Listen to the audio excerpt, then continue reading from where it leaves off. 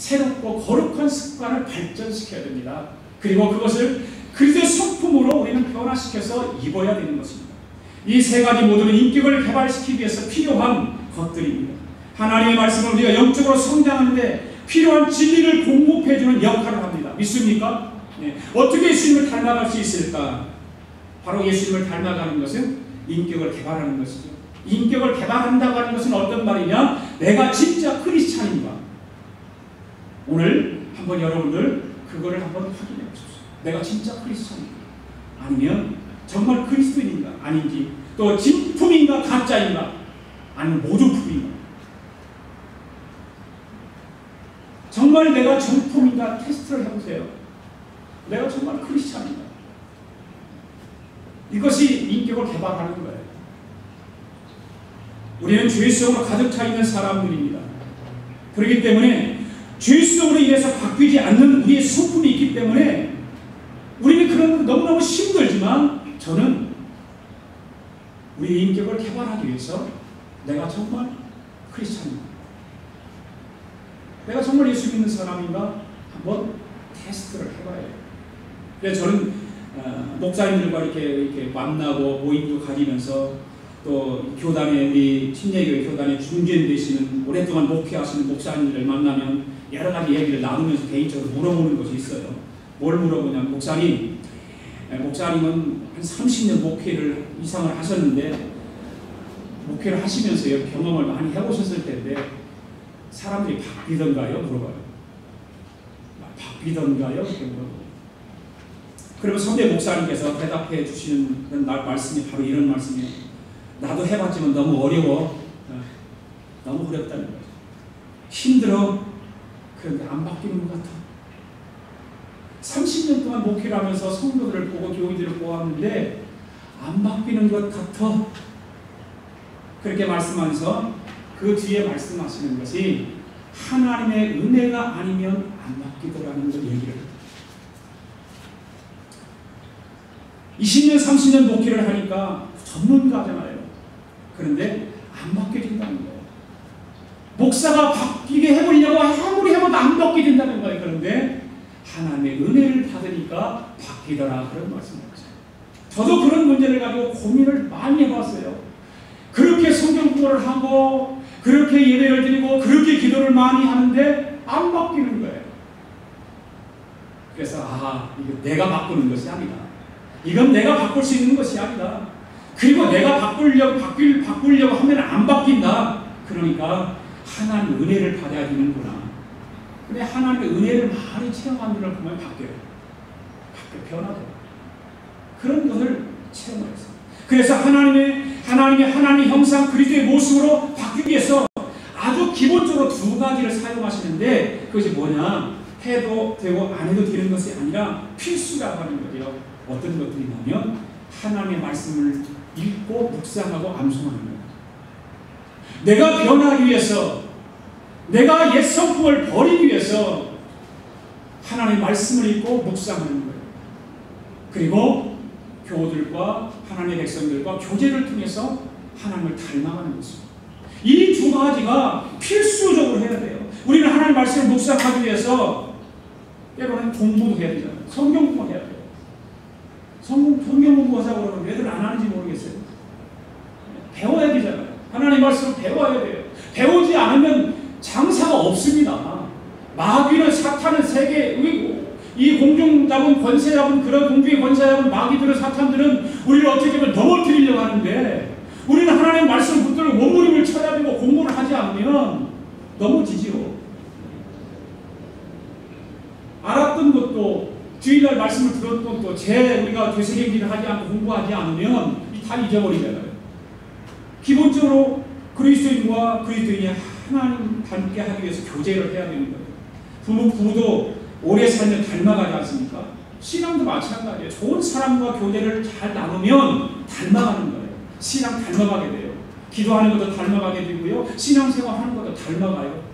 그런데 교회에 나오면서도 신앙이 별로 없는 사람, 믿음이 없는 사람, 그런 사람들만 자꾸 교제하기를 원하고 그런 사람을 사귀어보세요. 그 사람 닮아가는 거예요.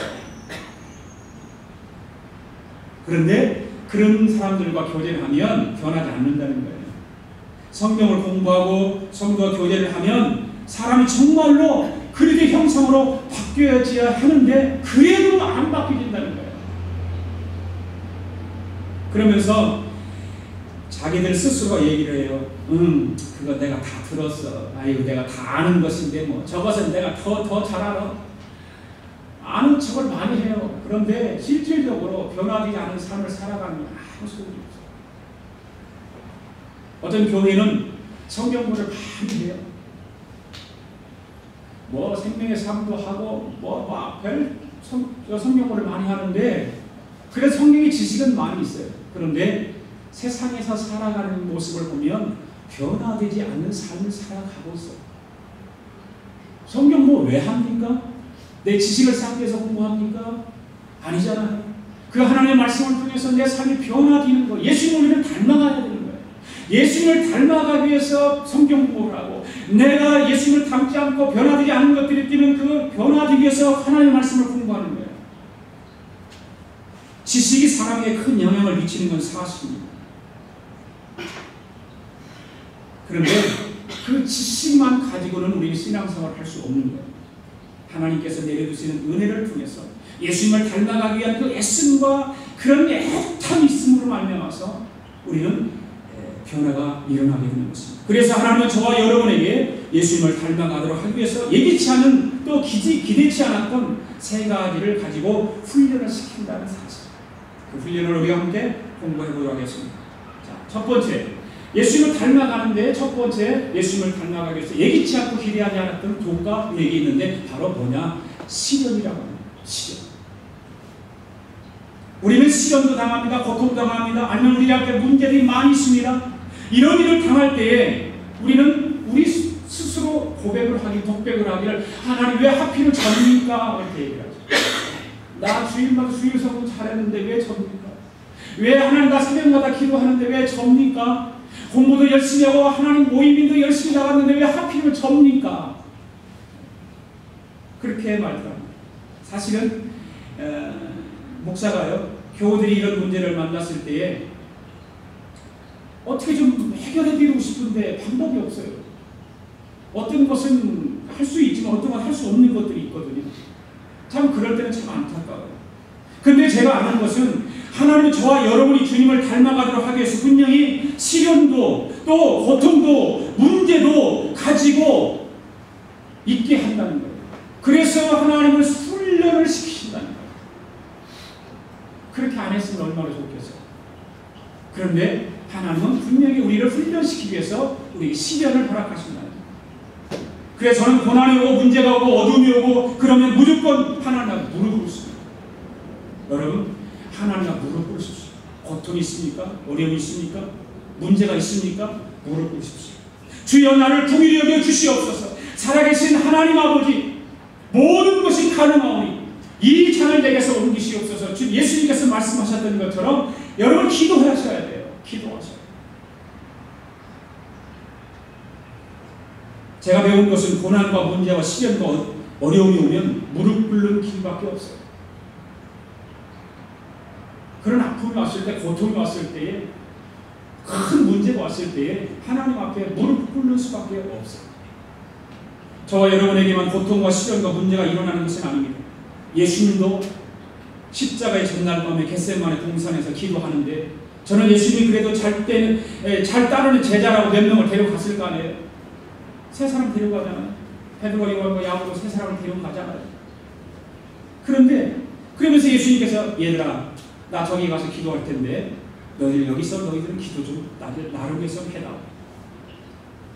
그럼 한참 기도하다가 예수님 와보니까 세 사람이 홀걸 차요.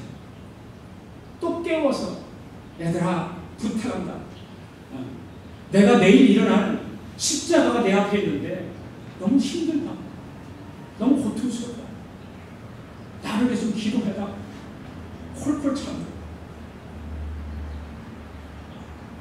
예수님께서 십자가를 지는 것이 얼마나 심한 고통인지 아시기 때문에 기도하는 거 아니에요. 오늘 마태복음 14장 36절에서 기도하는 모습이에요. 아버지여 아버지께서는 모든 것이 가능하오니 이 잔을 내게서 옮기시옵소서. 그러나 나의 원대로 하지 마옵시고 아버지 원대로 하옵소서. 간절히 기도하는 그 예수님의 모습, 예수님이 큰 문제를 놓고 이 큰 고통을 앞에 놓고 아버지 앞에 이렇게 기도하는 모습을 우리에게 보여주는 것입니다. 고통을 당할 때 하나님 저 정말 이것이 싫어요. 하나님 이 고통이 저에게 없으면 좋겠어요. 이런 말보다는 우리는 어떤 말들을 해야 될까? 하나님은 모든 것을 하실 수 있습니다. 이 고통이 힘든 것이기는 하지만 저를 향한 하나님의 최고의 계획이라는 것도 믿습니다. 제 삶에 이루어 주옵소서. 멋진 기도를 할 수 있기를 원합니다. 고통 가운데 있을 때라도 하나님 고통을 내게서 떠나게 해주시옵소서라고 기도보다는 하나님께서 왜 나에게 이런 고통을 주셨는가, 이런 시련을 주셨는가, 하나님께서 나를 훈련시키는구나 생각하셔야 됩니다.